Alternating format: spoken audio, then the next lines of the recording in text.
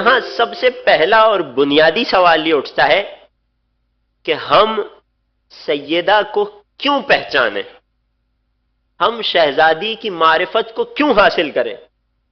یقیناً ہر شخص یہ بات جانتا ہے کہ نبوت اور نبی کی معرفت ضروری ہے، کیونکہ اگر انسان کو نبی کی پہچان نہیں ہوگی تو کفر کی موت مر جائے گا۔ اس بات میں سب متفق ہے نا، کسی کو کوئی اختلاف تو نہیں ہے۔ ایک قدم اور آگے بڑھتے ہیں، اس حقیقت پر بھی تمام عالم اسلام کا اتفاق ہے، فریقین کی کتب میں یہ حدیث موجود ہے کہ جس طرح نبوت اور نبی کو جانے اور پہچانے بغیر مر جانا کفر کی موت مر جانا ہوتا ہے، اسی طرح امام وقت کو پہچانے بغیر مر جانا جہالت کی موت کہلاتا ہے۔ فریقین کی کتب میں یہ حدیث موجود ہے، من مات ولم یعرف امام الزمانہ مات میتۃ جاہلیہ۔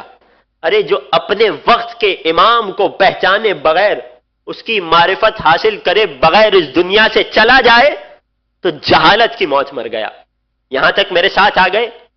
سوال یہ اٹھتا ہے کہ پھر سیدہ کی معرفت حاصل کرنا کیوں کر ضروری ہے؟ نبوت کو پہچاننا ضروری ورنہ موت کفر کی موت، امامت کو پہچاننا ضروری ورنہ جہالت کی موت، سیدہ کو پہچاننا کیوں کر ضروری ہے؟ اللہ اکبر، توجہات میرے ساتھ ہیں۔ سبب یہ ہے کہ جب تک انسان سیدہ کو نہ پہچان لے، توجہات میرے ساتھ ہیں، ایک جملہ آپ کی سماعتوں کے حوالے کرنا چاہ رہا ہوں، جب تک انسان سیدہ کی معرفت حاصل نہ کر لے، جب تک انسان شہزادی کونین کو نہ پہچان لے، تب تک حقیقت میں نبوت اور امامت کی معرفت ممکن ہی نہیں ہے۔ اگر کوئی انسان کائنات میں یہ دعویٰ کر رہا ہے کہ میں نبوت کی معرفت رکھتا ہوں، نبی کو پہچانتا ہوں، لیکن سیدہ کو نہیں پہچانتا، اپنے دعوے میں جھوٹا ہے۔ اگر کوئی شخص یہ گمان کر رہا ہے کہ میں امامت کی معرفت رکھتا ہوں لیکن سیدہ کو نہیں پہچانتا، اپنے دعوے میں جھوٹا ہے۔ کیوں؟ کیونکہ سیدہ کونین اس ذات کا نام ہے کہ جو نبوت اور امامت کے درمیان کی کڑی ہے۔ بات پہنچ رہی ہے؟ یعنی اگر نبوت کو امامت سے کوئی شے ملاتی ہے تو وہ میری شہزادی کونین ہے۔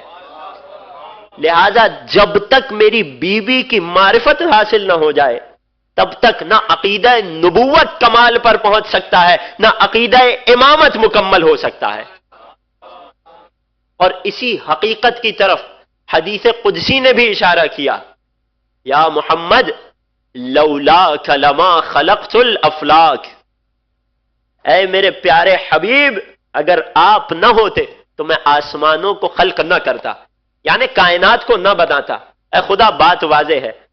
پھر مخاطب کیا ولولا علی لما خلقتک، اللہ اکبر، اور اگر علی نہ ہوتے تو اے محمد میں آپ کو بھی پیدا نہ کرتا۔ یعنی کیا؟ یعنی اگر امامت نہ ہوتی تو نبوت کو پیدا کرنے کا مقصد ادھورا رہ جاتا۔